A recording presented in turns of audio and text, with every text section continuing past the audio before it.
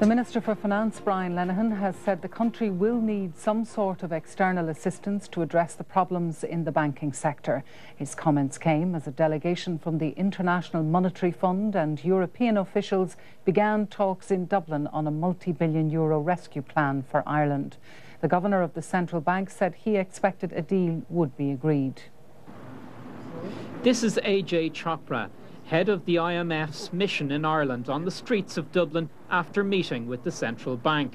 The bank's governor, Patrick Honohan, said he expected the government would agree to a rescue package from the EU and the IMF. It's my expectation that that is what is definitely likely to happen. That's why the large technical teams are sitting down discussing these matters. Market conditions have not allowed us to go ahead without seeking the support of our international collaborators. In a functioning economy, the government and the banks borrow money from the financial markets. But in our recent turmoil, the banks and the public finances have actually pushed the interest rate for the government to borrow money to 9%. That effectively ruled out the markets as a source of money for the banks and the state. Now the plan is that a fund set up by the EU and the IMF will create a loan facility which can be drawn down from when needed. The government would be able to borrow money from there and use it for its public finances, but mostly it will be used for the banks. The interest rate is estimated to be around 5%, but the political system would lose control over big economic decisions. Hopefully, however, if we make the decisions we have to make quickly, this being a wealthy country, this being a young, well-educated country, we will be able to regain quickly the sole right to make these sorts of decisions as an EU member here in Dublin on our own. Today in New York, the IMF said recent market turbulence had prompted their involvement. We get called in because the patient is sick, and we have some medicine, which is the liquidity and the funds that we can provide, but we also have to suggest some, whether it's dieting, if you've got a heart problem, some other measures that may sometimes be difficult. While the IMF said it did not have a position on Ireland's attractive low rate of corporation tax, the government insisted it would remain in place. It is fundamental to our economic and our enterprise culture.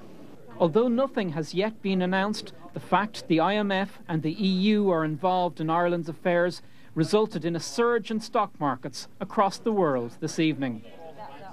David Murphy, RTE News. In the Dáil today, the government said if ministers had been reticent about contacts with European partners and the IMF, it had been to protect the taxpayer. Earlier, a Fine Gael frontbencher was suspended from the House as the government insisted on limiting a debate on the economic crisis. Patrick Honohan might have spelt out how serious the situation was, the IMF might have arrived at the Department of Finance, but the government insisted that the economic crisis couldn't be discussed for more than 90 minutes. Ahead of the main Dáil business today, statements on the Irish language. Wrap the green flag round me and preserve the national language. On a day when we now have confirmation of the handing over of our economic independence to personnel from abroad. In the ensuing row, Alan Shatter was suspended. As business resumed, the Taoiseach insisted one of our economic cornerstones was safe, come what may. The 12.5% corporation tax is non-negotiable. Brian Lenihan stressed that whatever came out of the negotiations, bank deposits here were 100% safe. And with the opposition claiming Brian Cowan and his ministers had been vague and misleading, Mr Lenihan said they'd had to play their cards close to their chests. If the government has been reticent in making public comment, it has been in the interests of protecting the taxpayer. Jumping to conclusions ahead of all of the facts is not to the benefit of the taxpayer. This government is gambling not just with the entire economy of the state, but with the future of our people on this island. As the Dáil met, the Taoiseach was at the National Convention Centre, rejecting charges that, in contrast to Professor Honohan, he'd failed to get a clear message across. I am not talking in riddles. My responsibility is to ensure that we get the best possible outcome for the country while dealing with a problem which is not limited to our jurisdiction but throughout the euro area itself. Rarely has there been a day on which the Dáil seemed less relevant. Brian Lenihan unable even to give a guarantee that any rescue package would come before the House. All eyes now on the timing and the shape of that deal, and crucially, what strings will come attached to it. David Davenport, RTE News, Leinster House.